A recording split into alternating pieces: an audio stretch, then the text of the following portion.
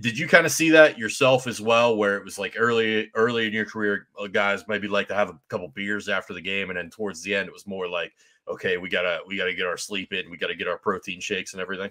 A couple. Oh my God! Times have changed so much. Like we were talking about this the other day, and when I first came in the league, you get on the bus and you'd sneak a case of beer on there, and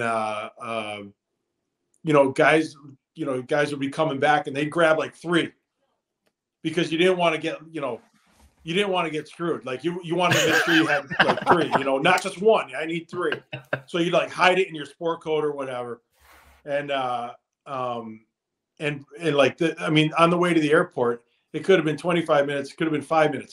They were gone. And then by the end of my career, had the case of beer. You're walking around, you got like 19 beers left in the case. You're like, do you want a beer? They're like, no, we got a game in 3 days. I'm like, so I go to the bus driver, hey buddy, you got 19 cold ones back there for when you get home. It's changed so much. I mean, but you know what, for the better, it's the training, the nutrition, all this stuff is just, I still eat like I play. I just don't burn the 2,000 pounds a day or 2,000 calories. Let's give us a story back in the day just about that though. Like, one of the, you've seen a lot of different things, man, played with different franchises. You have great stories from Team USA all the way through to your playing days. What was like the old school, kind of story you can give us, like just, how it was back in the day? Yeah. You know what? Honestly, it was just different. You know what? You'd go out to lunch and you'd have a few beers, you know what? And if you're like with New Jersey, sometimes on the road, lunch would turn into dinner. Like you practice, cause you're on the road, you practice later and you get out of there. They didn't provide us food or anything like that. And you get, you might get out of the rink at 3:00 and you're starving. So you go someplace, oh, there's a nice little patio. And, you sit there and you eat lunch. And then next thing you know, oh, crap, it's dinner time. And, so, and you got a game the next day.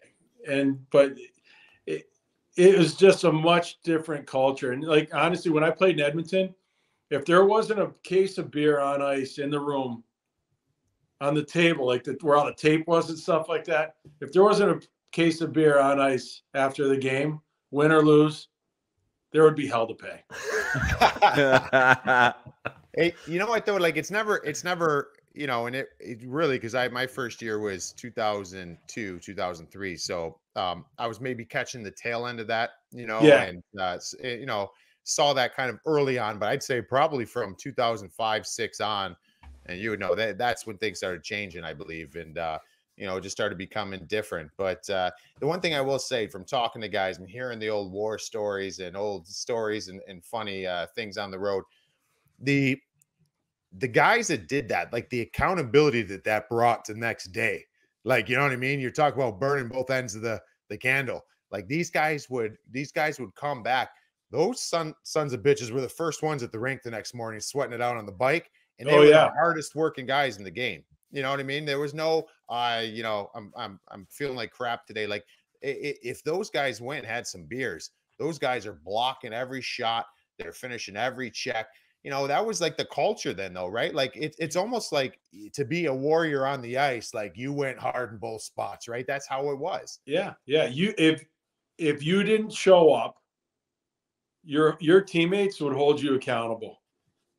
And they'd be like, you know what? If you can't do that, then you can't do that. Then don't do it. Like, it's just, you had to show up. It wasn't like a pass. Like, oh, I had a couple beers yesterday. I don't feel so great. I'm not gonna. No, get out there. You better show up. You got to pay the piper.